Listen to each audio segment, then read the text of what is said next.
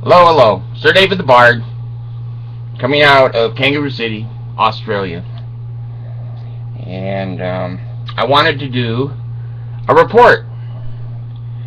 Now, one of you that said that it appears that I'm losing weight because my face is getting thinner, I have been using my treadmill.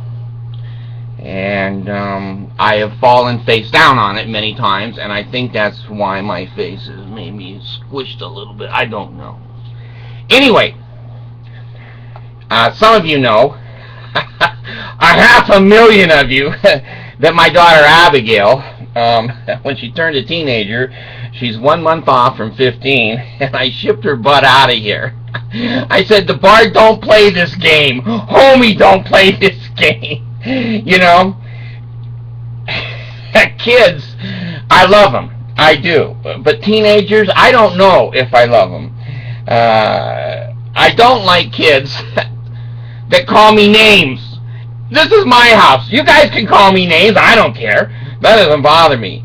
But when my kids say, F you, and they say, no, I'm not going to do it, and they want to come in late, not call, and break curfews, and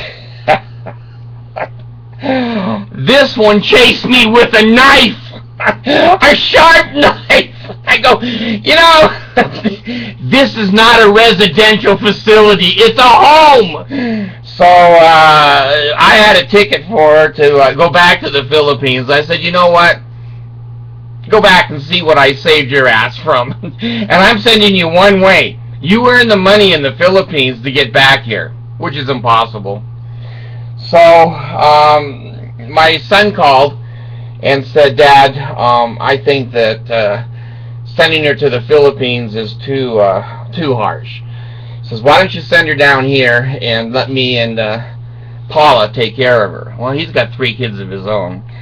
He's a good father. He's a very good father. And this is a child I never had trouble with. With Dan, I never had trouble.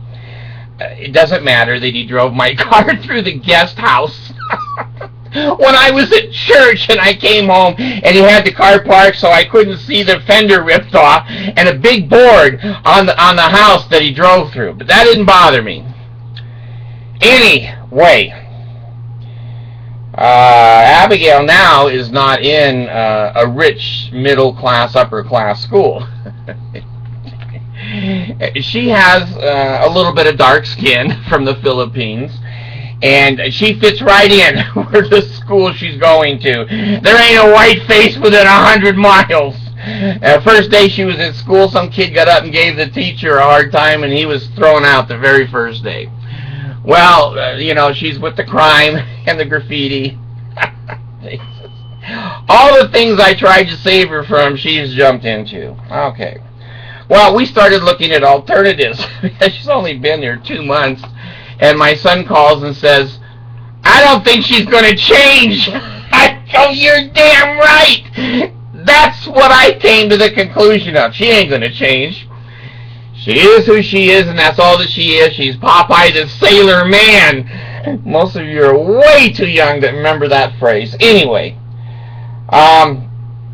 we started talking about alternatives. Foster care, which is a bad alternative. Not that all foster parents are bad, but when you throw strange kids in with other strange kids, they learn some bad things. Residential treatment, got $150,000 a year.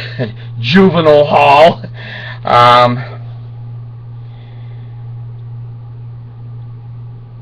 I found on TV. Now, I don't watch a lot of TV. I sleep a lot when I'm watching, so I'm not really watching TV. Anyway, not here.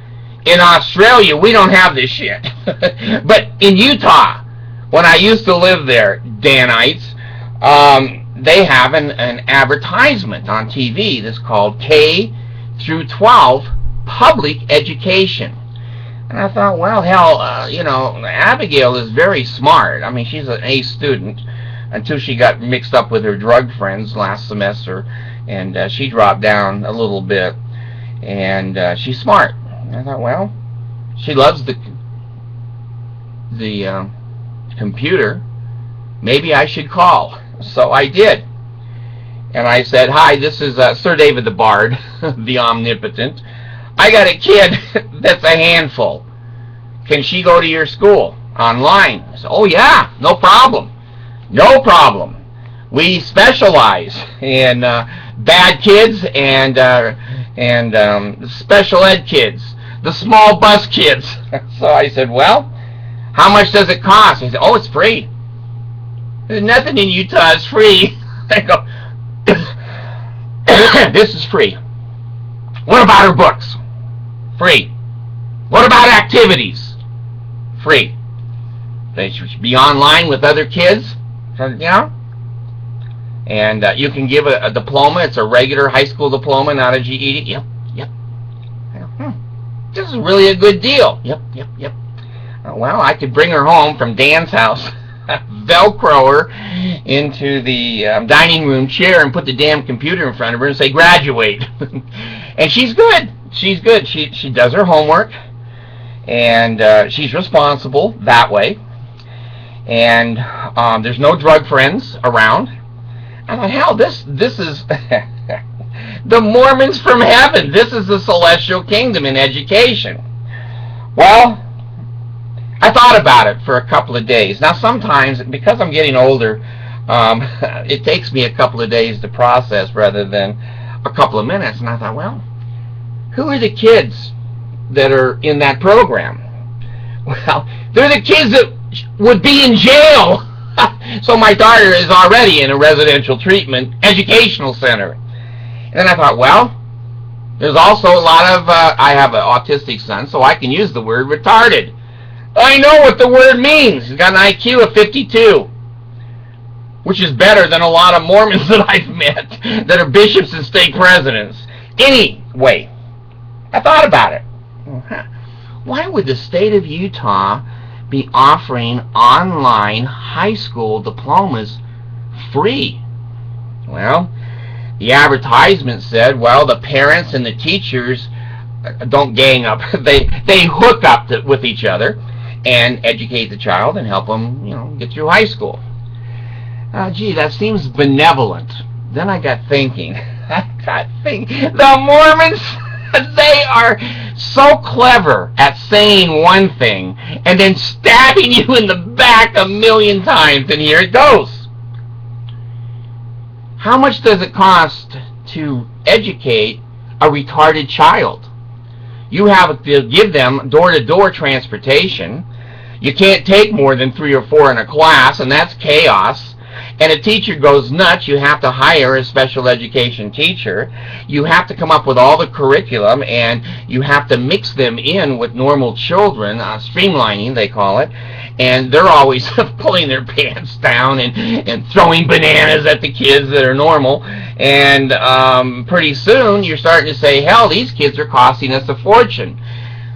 Let's let them stay home.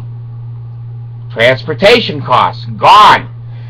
Let's let their parents help the teacher. There's the teacher's aide. We don't pay for that anymore either.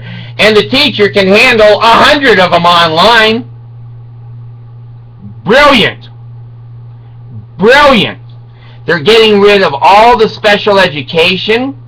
The parents think it's a great idea because their kid is made fun of in school, and mom wants to help with education. She doesn't know that she's the real teacher. It's homeschooling supervised by a certified teacher. And all the kids that are going to stand up in the classroom and do this to the teacher and be punching on they're at home. They're not in school either. So all the white and delightsome and the normal kids are in the schools and receiving taxpayers' money. The rest of the trailer trash people are online. And the parents are stupid enough to be their teachers and pay their taxes so the white kids can have a good education. Well, if English is your second language, the computer is beautiful because you don't have to learn English. You can do all your shit in Spanish or Portuguese. I don't know how many languages they do it in. Well, no-cost education for the troubled children of Utah. Brilliant. I did a study about, oh God, it's now, I don't know, about 5 years ago, on the Utah educational system and their special ed. They were under federal supervision. They didn't have a real special ed program. They just moved the money around in accounts and had one little bus that went all over the state of Utah with 19, retarded kids hanging on the roof. Better in Oklahoma. I went to Oklahoma with my autistic son, and I said, he's special ed. And they said, we can handle that. And I said, hey, good. So they put him over in a corner and gave him a book. He couldn't even read. Couldn't even write his own name, but they sat him there all day. Oklahoma is next to Utah. I just saw another report. Utah is 51. Out of all the states, they spend the least amount of money on their children and their education, and they won't raise your taxes $10 a month. It's not worth $120 to help educate and pay teachers a decent salary in the state. So, another scam by the Mormons. It's a Ponzi scheme par excellence. Kids educated at home, you buy the computer, you supervise the kid, you teach the kid, you slap them around because the school doesn't want to do that. And when the kids go to school, they go, I don't want to be in class. The teacher has all of these problems. They can't get enough special education teachers, so mom knows the kid. And so, I'll give you a peanut butter sandwich if you do this report. So anyway, I've considered it for Abigail because she has trouble. She's a follower. She follows. She puts a big sign on her head and said, if you're a loser, a drug addict, a hoodie, a gangster, please let me be in your group. Well, on the computer, she can't find those kids. Well, she might be able to find them because they're all there. But anyway, she can't see them and socialize. And I can supervise her and make sure she does her work because I'm home all day. So anyway, I just wanted to let you know the K through 12. Now, I saw a new ad. They sometimes beam out of Salt Lake City down here to Australia, the BYU channel. It's like 9 channels in Salt Lake, the BYU channel. Now there's another company that's come up with the same idea. So now there's competition for the retarded and the gangster, criminal children, the delinquent children. Another company goes, hey, this is a good idea. A teacher can do this, supervise 150 kids online. And the state of education, or the Department of Education in the state of Utah, pays these people to do it because they don't want these kids in school. Well, let me tell you. Now I'm going to tell you something as a professional, an MS, master's degree in psychology and sociology, human services. Yes, education, book learning is important for a child to matriculate in life. However, the school has also the responsibility of social, psychological, and economic development of children who are in school. A child that can't play with another child, when they get to be 22 on their first job, they can't get along with other people. They don't know how to go negotiate. They don't know how to follow instructions. Children who have never been able to have a chance to be a cheerleader or on a basketball team or whatever, that's part of the school's responsibility. And when you confine these retarded and special ed people and delinquents to a computer only, that's against the law in special ed. I know federal special ed laws very well. And you cannot isolate. You must mainstream these kids. In Utah, as soon as someone takes it to court, they're going to lose at the local level.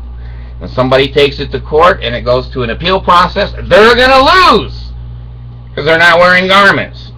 You take it to the Supreme Court, you're going to lose in Utah.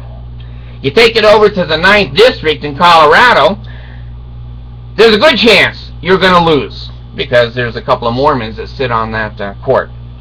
and they always pull the Mormon cases towards them. So you got to go to the Utah Supreme Court for them to say, whoa, whoa, whoa, special education children must be streamlined. You can't leave them at home with their parents, and they're not capable, really, of following a computer. If they were, they wouldn't be special ed. You've turned the responsibility of training a special ed child over to the teacher, or to the parent. You can't do that. Now here's the trick. Here's the trick. And here's why Utah hates regulations. Because they don't live regulations. They'll take federal money, like they did for the Diamond HOV lane on our highways. They took federal money for that, but they don't supervise it. You can go as fast as you want. You can go in the line, out of the line. You can do whatever you want. The federal government came in and said, whoa, whoa, that's our money. You promised to supervise that lane, and you got single people in there that they're not dual in a car, and they're crossing the line and breaking the law. So now the federal government is supervising our fast lanes in Utah. Well, they took the special education money. Oh, they take that big time. Let me tell you what the hitch is. Any money that's left over, any annual money left over from the special education budget can go for administrative cost. Is that supervisors? Is that school officials? Is that the Department of Education bonuses for their ability to find programs like this computer program, saving millions of dollars in special ed money, but these kids have no socialization. They have no way of standing in line and going to the cafeteria and being chosen for basketball teams, and feelings and emotions, and actually meeting other people that they might marry, that they might have friendships with. Their friendship is with their computer. Special ed at its best in Utah. Like Mormons, it looks like a good idea till you get in.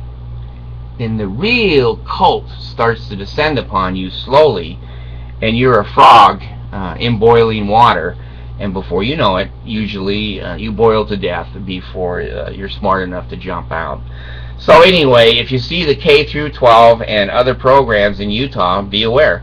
They are to avoid the expenses of special ed and difficult kids, alternative schools, and other things that other states and school districts pay for, but not in Utah. Welcome to Mormon country. No more little bus. Sit at home, fool.